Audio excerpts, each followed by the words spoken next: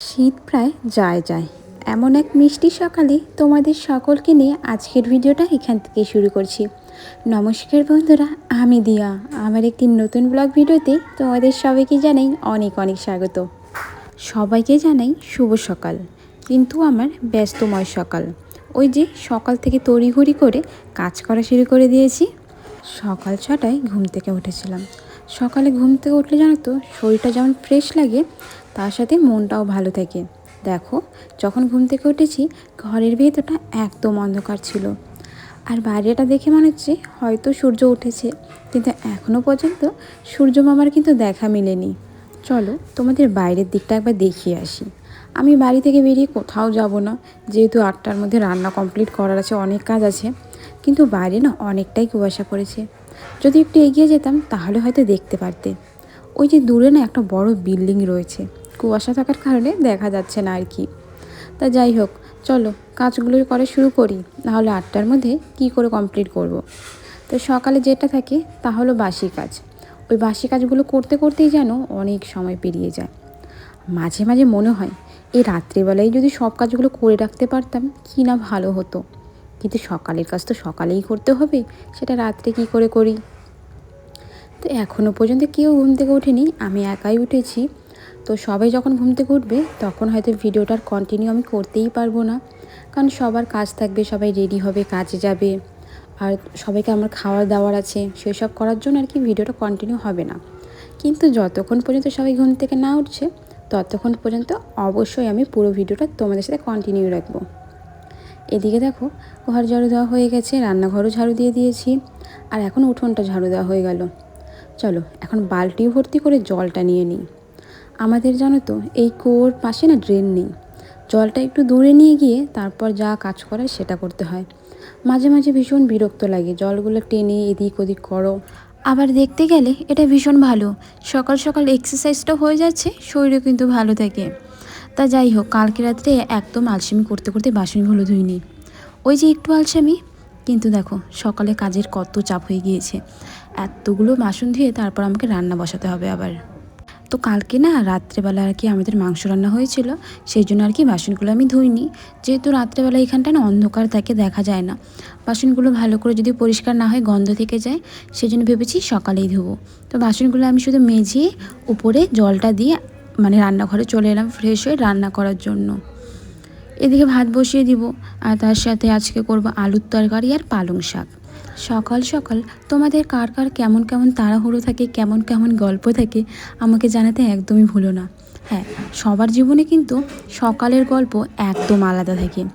কারো সময় থাকে সকাল 9টায়, কারো ছোট ছোট বাচ্চা থাকে তাদের একদম সকাল 7টার মধ্যে স্কুলে পৌঁছে দিতে হয়, কারো 10টায় অফিস থাকে, তো কারো জানি না, তোমরা এই কমেন্টে জানিও, তাহলে বাকিগুলো জানতে পারবো। তো যাই হোক, এদিকে আমি ভাতটা বসিয়ে দিয়েছি, তার সাথে আলু সিদ্ধ বসিয়েছি, যেহেতু আলু তরকারি করব। আর আলুটা না আমি আগের থেকেই ধুয়ে নিয়েছি, যেহেতু এখনকার শীতকালের আলুর মধ্যে ভীষণ বালু থাকে, সেই জন্য আর কি আলুর মধ্যে বালু, মানে আলুর মধ্যে আর কি বালি থাকে, সেই জন্য। তো এদিকে ভাতটা না আমি কম পারে দিয়েছিলাম, আর আলুটা এদিকে তাড়াতাড়ি সিদ্ধ করে নিয়েছি।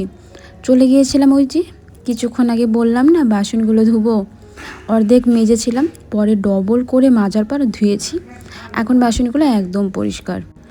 সবাই এখন ঘুম থেকে উঠে পড়েছে, আর আমার রান্নাও হয়ে গিয়েছে।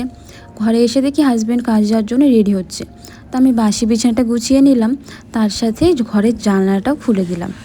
সকাল সকাল যদি ঘরে আলো আসে না, একদম পজিটিভ একটা ভাইব পাওয়া যায়।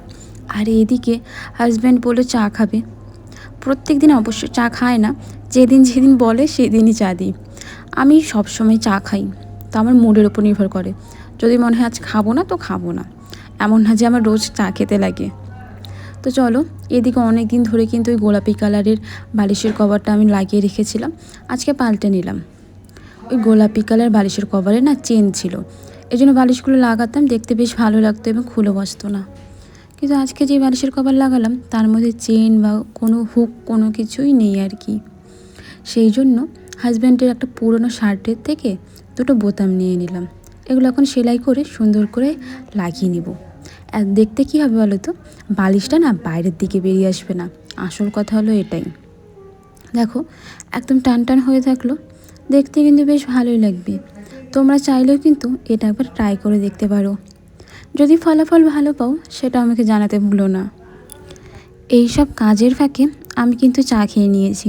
ভাতটা এখনও খাওয়া হয়নি, খাবো, কিন্তু তার আগে ঘরটা মুছে নিই। ভাত খাওয়ার পরে না আমি ঘর মুছতে পারি না, কেমন জানি একটা পেটটা ভারী ভারী মনে হয় যে ভাত খেলাম এখন আবার বসে বসে ঘরটা মুছবো। তো ভাবলাম আগে ঘরটা মুছে নিই চলো।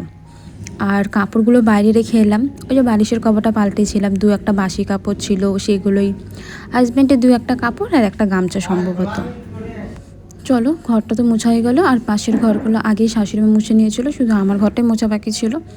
মোছামুছি হওয়ার পর এখন চলে গেলাম ওই যে কাপড়গুলো বাইরে বের করেছিলাম, সেগুলো তো ধুতে হবে নাকি, বাইরে তো আর বের করে রাখলে চলবে না। তো কাপড়গুলো আমি সার্ফের জলে ভিজিয়ে রেখে অন্য কাজ করব। যতক্ষণ কাপড়গুলো ভিজুক ততক্ষণ আমি কিছু কৌটো বের করে নিলাম। কৌটোগুলো চলো মেজে নিই। এটাই হলো আমার সবথেকে বড় কাজ ছিল আজকের, সেটা হলো এই কৌটোগুলো ধুবো। আমার রান্নাঘরটা তো তোমরা দেখেছো, একদম ছোট রান্নাঘর, একজন দাঁড়ালে আরেকজনের দাঁড়ানোর জায়গা নেই। এই জন্য আমরা বেশি একটা কৌটোকাঠিও কিনে নিই, মোটামুটি আর কি আমাদের ঘরের কাজ চলছে। এই যে সিঁড়িটা দেখতে পারছো না, এই ঘরটা আপাতত বানানো হচ্ছে। এই ঘর বানানো হলে তারপর হয়তো ধীরে ধীরে রান্নাঘরটার দিকে একটু ধ্যান দেওয়া হবে, তখন রান্নাঘরে যা যা দরকার তখন কেনা যাবে। আমার রান্নাঘরটা তোমাদের সাথে পরে অবশ্যই শেয়ার করব। তোমরা কমেন্টে জানিও আমার রান্নাঘরটা কি তোমরা দেখতে চাও। একদম ছোটো গো, তেমন একটা বড় নেই, আর জিনিসও নেই তেমন একটা, ওই যেগুলো না হলে নয় সেইগুলোই রয়েছে।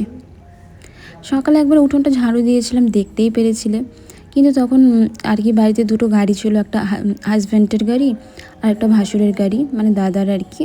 তো এখন দুজনেই তো কাজে চলে গিয়েছে, সবাই কাজে চলে গিয়েছে।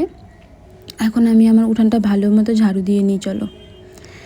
তারপরে যাব জল আনতে, খাওয়ার জল।